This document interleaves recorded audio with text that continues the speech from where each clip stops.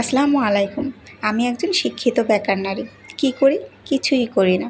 কি অদ্ভুত একটা ব্যাপার, তাই না? 25 বছর কষ্ট করে অর্জন করা সার্টিফিকেটগুলো কোনো কাজে আসেনি আমার। কারণ আমি কোনো প্রতিষ্ঠানে চাকরি করি না। সন্তানের স্কুল থেকে শুরু করে আত্মীয়স্বজন, বন্ধু-বান্ধব, পাড়া-প্রতিবেশী সবাই যখন জানতে চায় আমি আসলে কী করি, উত্তর একটাই আসে, কিছুই করি না। আমি একজন গৃহিণী। আসলেই কি কিছুই করি না আমি? তাহলে দিন শেষে কেন এত ক্লান্ত হয়ে পড়ি? সারাদিনে একবারও তো সময় হয় না আয়নার সামনে দাঁড়িয়ে নিজেকে দেখার জন্য। সত্যি কথা বলতে, একটা মেয়ে যখন সংসার জীবনে ঢুকে যায় তখন তার দায়িত্ব হচ্ছে অন্যকে ভালো রাখা। নিজেকে ভালো রাখার সমস্ত চিন্তাটুকু বিসর্জন দিয়ে দিতে হয়। স্বামী, সন্তান, সংসার সামলাতে সামলাতে যেই মেয়েটা ক্লান্ত হয়ে পড়ে, সেই মেয়েটা কিভাবে সময় বের করে নিজের যত্ন নেবে? পরিবারের সদস্যদের জন্য 3 বেলা খাবার রেডি করা, সন্তানের স্কুল, পড়াশোনা, বাচ্চা সামলানো থেকে শুরু করে সংসারের টুকিটাকি আরও হাজারো কাজ পড়ে থাকে। সংসার জীবনে ঢুকে একটা মেয়ে যেই জিনিসটা সবার প্রথমে ভুলে যায় সেটা হচ্ছে নিজের যত্ন নেওয়া। রান্নাঘরে ঢুকে সে কখনো চিন্তা করে না আজকে আমি কী দিয়ে ভাত খাবো।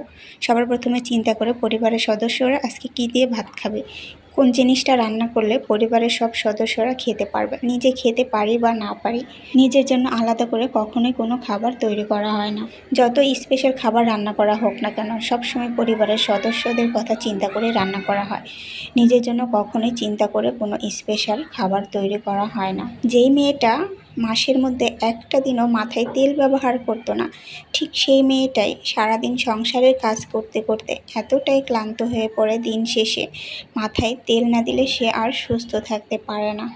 আমার মা সবসময় আমাকে এই কথাটা বলতেন। যখনই আমি তেল দিতে না চাইতাম মা বলতেন, এখন দিতে চাও না, এমন একটা সময় আসবে প্রতিদিন ঠিকই মাথায় তেল দিবা। তো এখন বুঝতে পারতেছি আসলে মা যা বলতো সবই সত্য।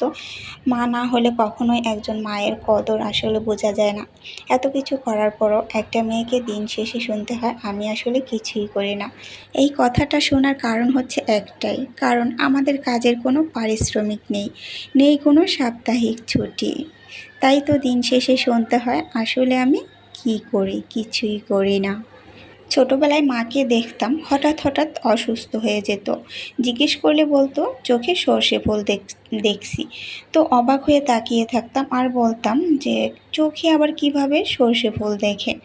তো এখন যত দিন যাচ্ছে সেই পরিস্থিতির সম্মুখীন আসলে নিজেই হচ্ছি। দিন শেষে নিজের এই কষ্টগুলো, খারাপ লাগাগুলো, ক্লান্তি কখনোই কাউকে বলে বোঝানো সম্ভব না।